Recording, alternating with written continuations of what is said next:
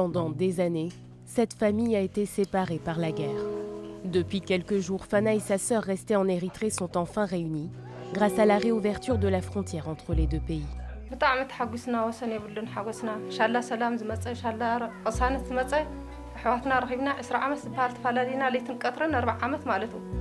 Depuis un mois, cette route autrefois infranchissable est empruntée par des milliers de personnes chaque jour. Pour l'instant, nul besoin de visa pour venir en Éthiopie, une aubaine pour les commerçants.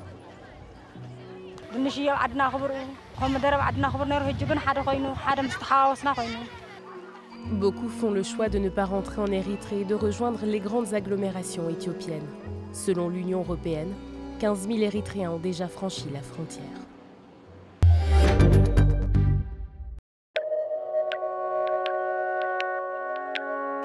Sur la célèbre place Narchedjahan dans la ville d'Ispahan, des touristes toujours au rendez-vous malgré le contexte géopolitique. Pour ces Français, pas question d'annuler leur voyage. Il a fallu s'adapter. C'est notre guide qui nous a fourni un peu d'argent et en fait on paye en euros, hein, parce que les cours changent tellement. Notre agence avait anticipé puisque nous on est passé par la Turquie et puis on est tous ravis. En Iran, le tourisme européen serait en baisse de 30 à 40% cette année. Le pays se prépare au retour de nouvelles sanctions des États-Unis. Au bazar, les commerçants font grise mine, fortement pénalisés par une inflation galopante.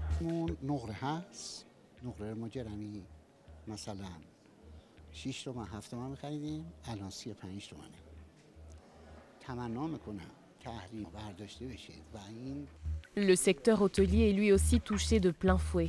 Pour encourager le tourisme des Européens, les autorités iraniennes mettent tout en œuvre pour faciliter le voyage des étrangers.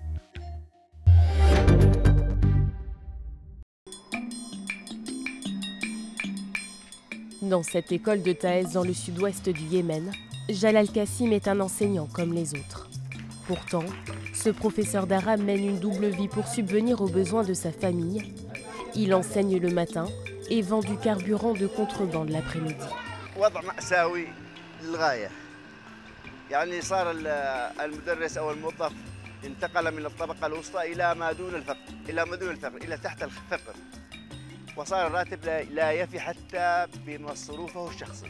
Déchiré par la guerre, le pays est en pleine crise économique et humanitaire et l'inflation y est galopante. Les coûts du gaz, du diesel et de l'essence ont augmenté de 25% en un an. Alors, Jalal Kassim se rend tous les jours sur le bord de la route pour récupérer quelques rials.